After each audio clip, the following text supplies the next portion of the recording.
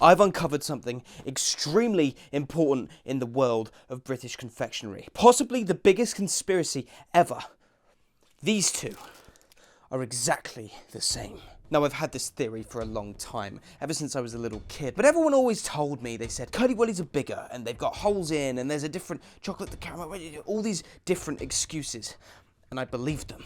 But now, I'm old and wise enough to see that I wasn't crazy. I was right. Now, I always used to argue that the only difference was the price, but people said that Curly Wurlies were more expensive because they were bigger. But there's one thing they were ignoring. The thickness. You see, if you take a close look at Chomps and Curly Wurlies, you'll see that Chomps are slightly thicker by about 30%, which is interesting because when you compare the length of a Curly Wurly and a Chomp, they're about 40% different. Now, 30% and 40% don't really marry up, so, where's the extra 10% going?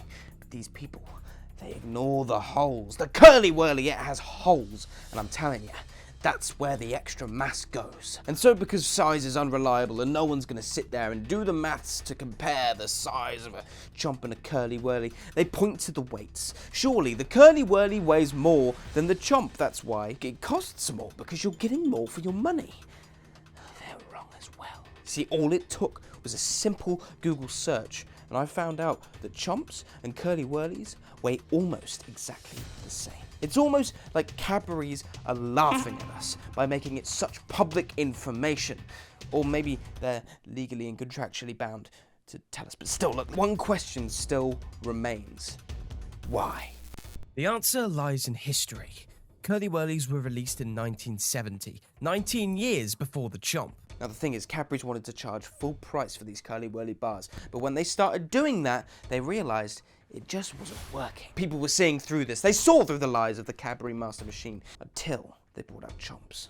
Now they had the bulletproof excuse that they weren't overcharging for their Curly Wurly bars because here is a cheaper and smaller version, Why would they overcharge for Curly Wurlies when they could just make bigger Chomps? But if all of this is about profit, then surely undercharging for exactly the same thing is a bad business move. Well, that's what you'd think at first, but then you look at the supply. You see, there is a much bigger supply of Curly Wurlies in comparison to Chomps. So everyone flocked to the streets, finally being able to afford caramel-covered chocolate goodness. But they couldn't get their hands on a Chomp. All of the Chomps had sold out because the supply was so low, and they have just about enough money to buy a Curly Wurly. And with that, Cadbury's ran away to the bank, knowing that they had bolstered the sales of essentially the same bar for as little as 25p for every Chomp.